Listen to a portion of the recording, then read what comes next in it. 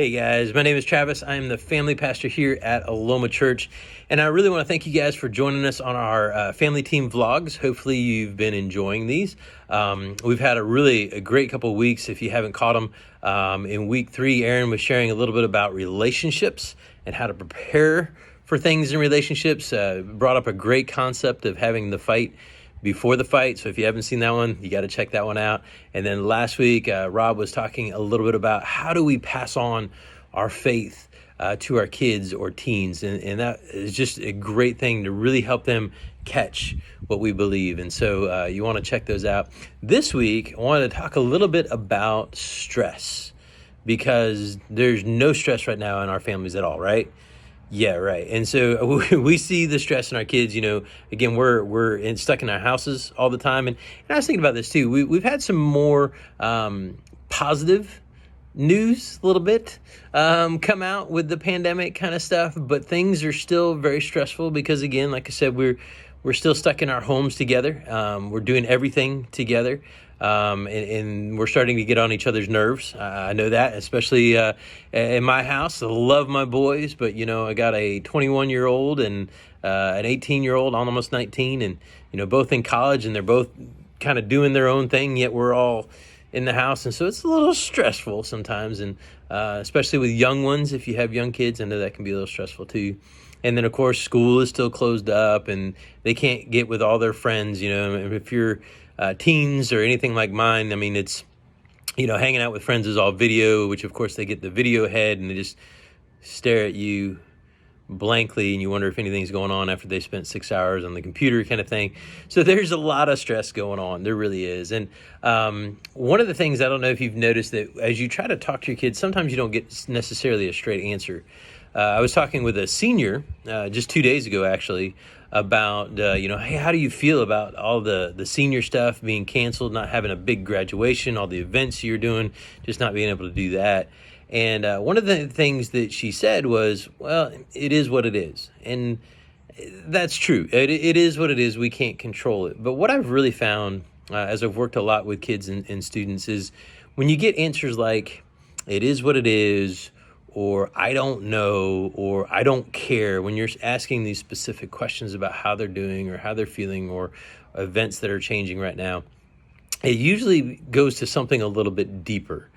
Usually they don't either feel comfortable. In other words, they're a little scared of the situation, or don't feel like they can share exactly what's going on inside at that point in time, or they don't know how to share that. And so one of the things I really wanted to encourage us as parents, as we're kind of walking through this time with our kids, is, man, it's time to open up. It's time to really share with our kids, man, how I personally, as an adult, am walking through this time. And one of the things I wanted to do is just kind of share with you a verse that I love. I say that about every verse, so whatever. But, I love this verse because, man, it really does give us kind of a picture into how we can come to God and how we can really deal with stress, if you will. And it's found in Luke chapter 8. And in Luke chapter 8, there's this story. And I don't know if you've ever been out on a boat at night kind of thing, a big cruise ship out in the middle of the ocean kind of stuff. For those of you I love the water. I love everything about the water. Just being in it, diving, snorkeling, skiing, fishing, whatever we can do. I love that. But I tell you, a few years ago, we were out on a cruise ship as a family. And, it was nighttime, it was dark, and the boys wanted to go up on the very top of the ship. And so like, yeah, this is cool. And so we went up on top of the ship, and, we're out there and we're standing there, and it's beautiful, right? Like, you can see all the stars, because there's no lights. You can see every star in the sky kind of thing. It's beautiful. And then, of course, the black water and the lights and the moon just kind of shining off the water is just like, it's gorgeous. But then if you're like me, your imagination starts to run away with you a little bit, and you start looking down at that black water from way up high in that ship, and you start thinking, wow, that's really dark. And you really can't see past anything. Like, it's just black, and you can't see anything in that water. And for this big old ship to be on the water, it's got to be really deep. And if I just fell over right now, they'd never find me. And that's a fear, right? Like it kind of comes up, and it's not rational, but it's there kind of stuff. And so what can be so beautiful and so pretty can turn into something so fearful or scary kind of thing. And I think that's what a lot of our kids are feeling right now is, I know my house, and I'm comfortable in my house, and that's cool, and I love my family, and I'm comfortable with my family, and that's cool, but there's some stuff going on out here that I maybe don't understand. And there's some things going on that my imagination begins to run away with me. Well, what if school doesn't open next year? What if I can't really go and hang out with my friends? Or if I'm a junior, what if my senior year gets canceled?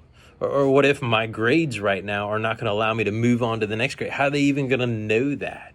Or as you get younger and younger, of course, the questions get more and more complex because the young guys really can't even understand what's really going on with this pandemic. All I know is that there's germs out there.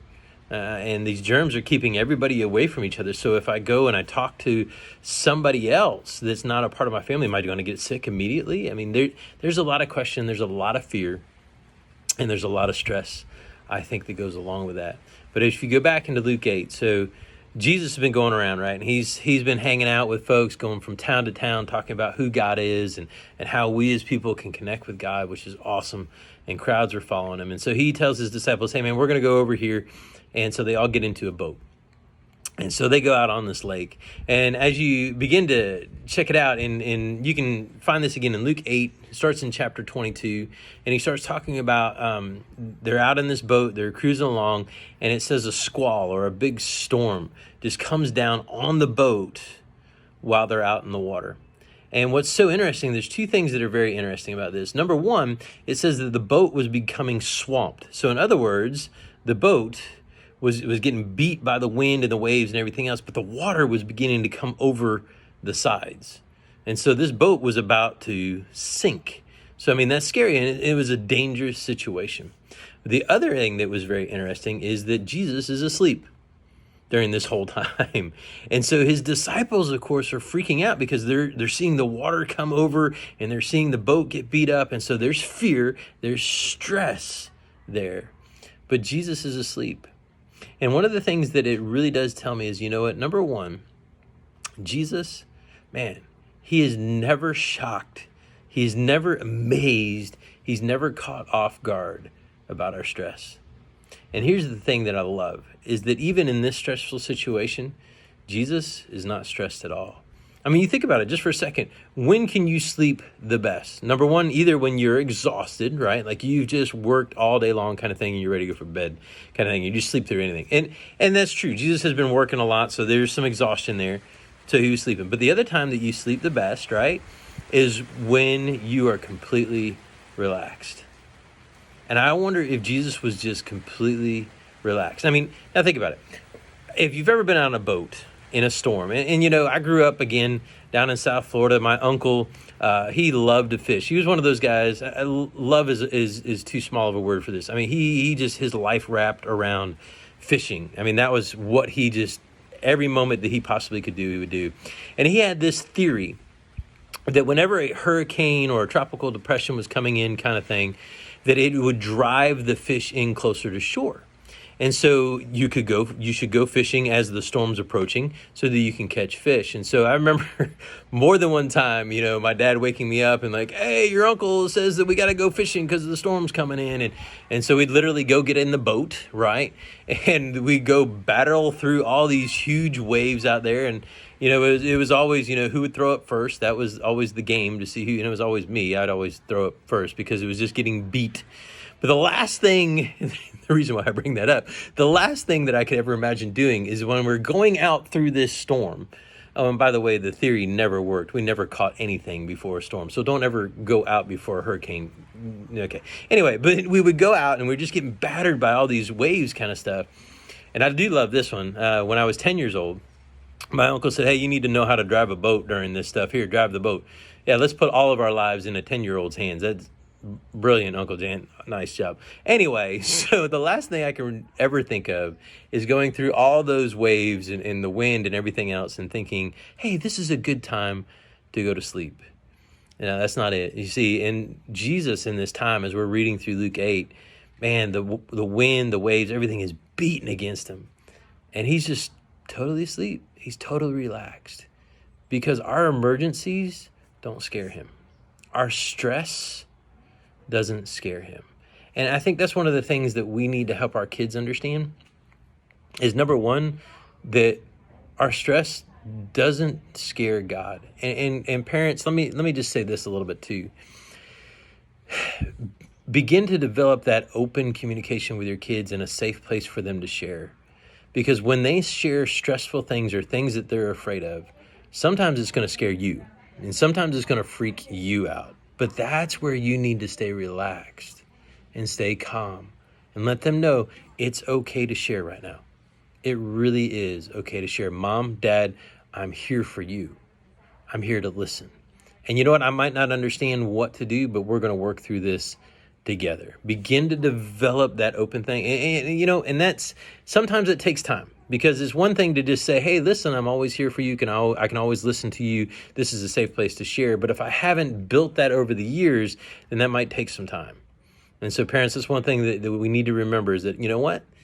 I need to develop that area of safety, that I'm not going to get shocked when my kids tell me something, but I need to make sure that I can react in a way that is loving and shows them I really do care. And so begin to develop that. Begin to really develop that. So that's the first thing we begin to see. The next thing that we begin to see is oh so important. Because what is so interesting is it says that the disciples, remember, they were freaking out in this situation. They come running to Jesus and say, Jesus, we're in trouble. We're in danger. Our lives are being threatened here. And so they came, and what did they do? They called upon Jesus. I think one of the things that we tend to forget sometimes is when we're stressed, is when we don't know what to do, and we have a lot of fear building up in us, is we forget that we're supposed to go call upon Jesus, because Jesus, he didn't just tell him, hey, you know what, go jump over the boat and figure out it on your own. No, Jesus stood up and he calmed the storm. You see, he did ask him, hey, where's your faith? Ye of little faith kind of thing, because he's like, guys, don't you know who's with you kind of thing? And I think Jesus tells us that too. Like, listen, if you're stressed, if you're freaking out, come to me, call upon me, because man, you know what? I'm the one that can do something about it. And I think that's one of the biggest things that we can begin to share with our kids is, hey, listen, when there's stress and there's fear in your life, come to mom and dad, because you know what? We can do something about it. And you know what? If we can't, there's one bigger, and that's God.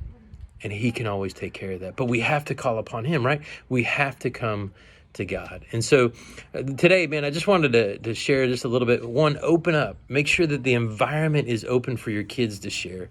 And then two, begin to do it together. Begin to call upon God together. Maybe you haven't prayed as a family together in a long time.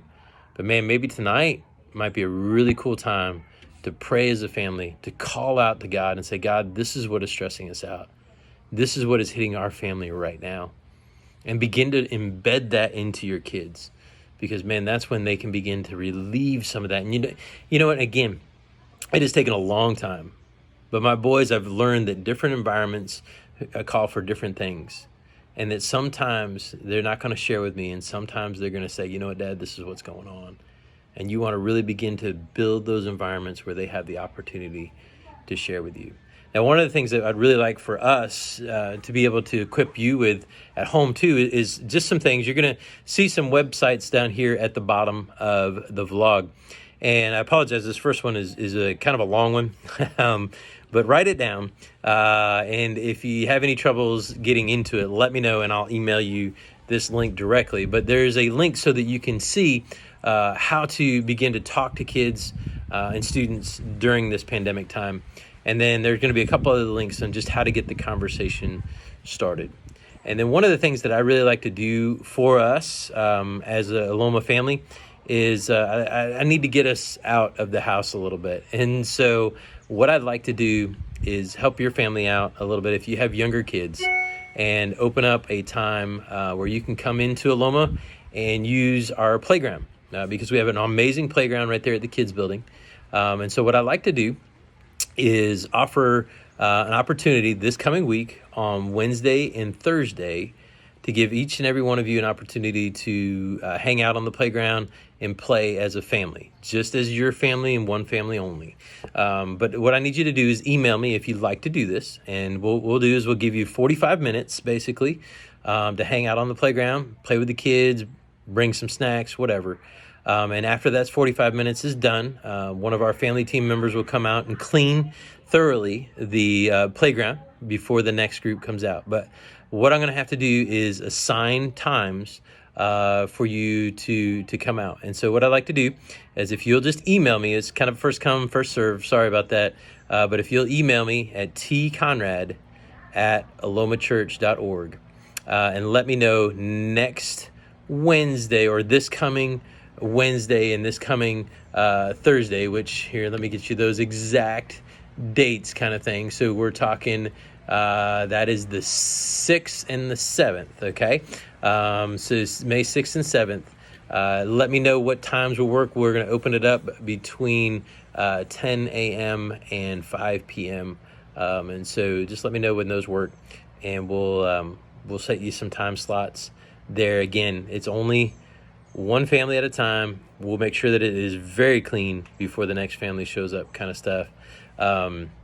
But again, I want to give us some time to get out, to start to relieve some of that stress, some time for you as a family to get out of the house and maybe talk a little bit.